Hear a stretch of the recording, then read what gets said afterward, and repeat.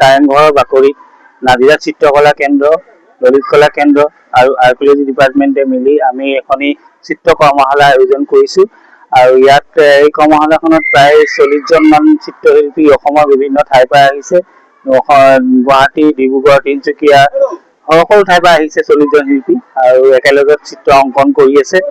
আৰু ইয়াৰ লগত আমি সংগত ৰাখি দুজন শিল্পীক আমি সম্বৰ্ধনা জনাবলৈ লৈছো আজিৰ দিনটোত।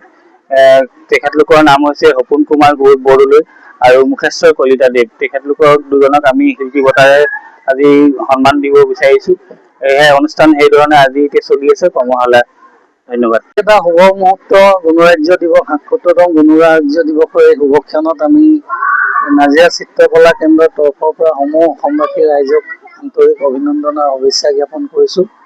ইয়াত আমি যি অনুষ্ঠান অনুষ্ঠিত কৰিছো নাজিৰা চিত্ৰকলা কেন্দ্ৰ, ললিত কলা কেন্দ্ৰ আৰু আৰ্কিঅলজি ডিপাৰ্টমেণ্টৰ উদ্যোগত আমি এই অনুষ্ঠানটো আয়োজন কৰিছো।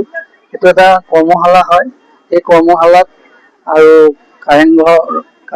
কাৰেংঘৰৰ বাকৰিত আমি অনুষ্ঠিত কৰিছো। অসমৰ প্ৰায় 40 গৰাকী বিশিষ্ট শিল্পীয়ে ইয়াত অংশগ্ৰহণ কৰিছে। গতিকে মই ভাবো যে এটা ভাল পদক্ষেপ চিত্ৰকলা কেন্দ্ৰ, ললিত কলা কেন্দ্ৰ আৰু আৰ্কিঅলজি ডিপাৰ্টমেণ্টৰ।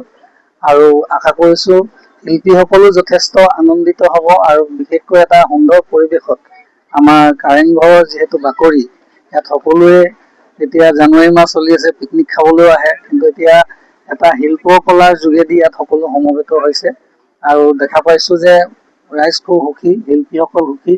আপোনালোকে চাব পাৰে সুন্দৰভাৱে শিল্পীসকলে নিজৰ নিজৰ চিয়াঁহীৰে নিজৰ মনৰ কথাবিলাক ব্যক্ত কৰিবৰ কাৰণে ছবি অংকন কৰা দেখিছো।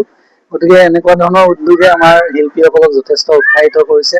তাৰোপৰি দুগৰাকী প্ৰতিষ্ঠিত শিল্পীক আমাৰ ইয়াত আজি সম্বৰ্ধনা জনোৱা হ'ব।